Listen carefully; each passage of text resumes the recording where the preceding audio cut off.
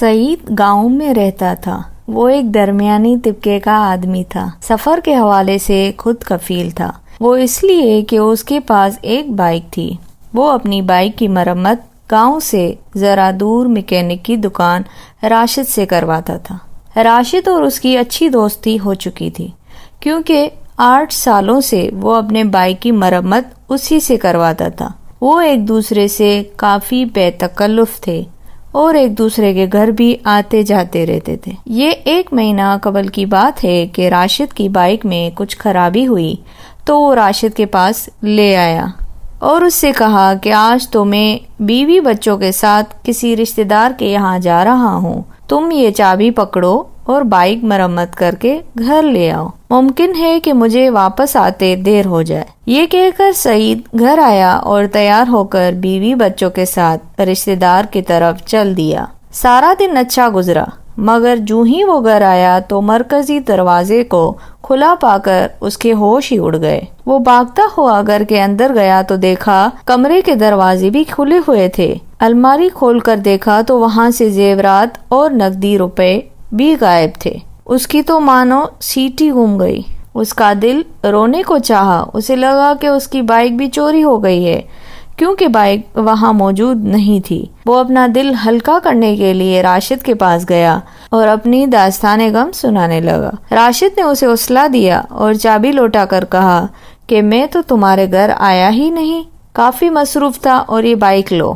اس میں ذرا ہمت آئی کہ اس کی بائک تو سلامت ہے۔ راشد کے پاس سے وہ گاؤں کے حاجی صاحب کے پاس گیا اور ساری باتیں انہیں بتائی تو حاجی صاحب بولے کہ تم فکر نہ کرو، کل مغرب کے بعد آ جانا، تمہارا مسئلہ حل کر دوں گا۔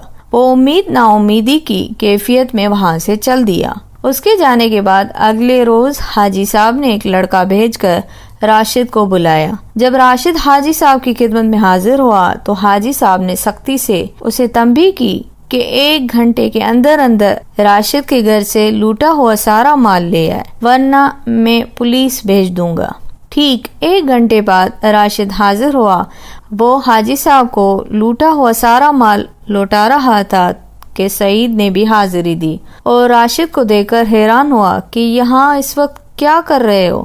راشد ندامت سے بولا کہ نہ جانے مجھ پہ کیسے شیطان سوار ہو گیا اور میں مغرب کے بعد دکان بند کر کے تمہارے گھر گیا اور یہ امید لگا رہا تھا کہ ان چابیوں کے گچھے میں گھر کی الماریاں اور کمروں کی چابیاں بھی موجود ہوگی۔ چنانچہ میں مغرب کے بعد آپ کی بائک پہ آپ کے گھر پہنچا اور ایک کے بعد ایک تالا کھولتا گیا اور میرا شک صحیح نکلا۔ میں شیطان کے بہکاوے میں آ کر قیمتی چیز سمیٹنے لگا اور میں بائک اس لیے نہیں چھوڑ کر گیا کہ تمہیں شک نہ ہو کہ میں تمہارے گھر آیا تھا اور میں نے چوری کی۔ مجھے معاف کر دو میرے بھائی، مجھ سے بہت بڑی غلطی ہو گئی ہے، مجھے یہ سب نہیں کرنا چاہیے تھا۔ یہ سن کر سعید کی آنکھوں سے آنسو ٹپکنے لگے، کیونکہ اس کا یقین چکناچور ہو کر رہ گیا تھا۔ دوستوں، حد سے زیادہ اعتماد بھی مضر ہے۔ دوسروں پر اتنا اعتماد بھی نہ کریں کہ کوئی آپ کے اعتماد کا غلط فائدہ اٹھائے۔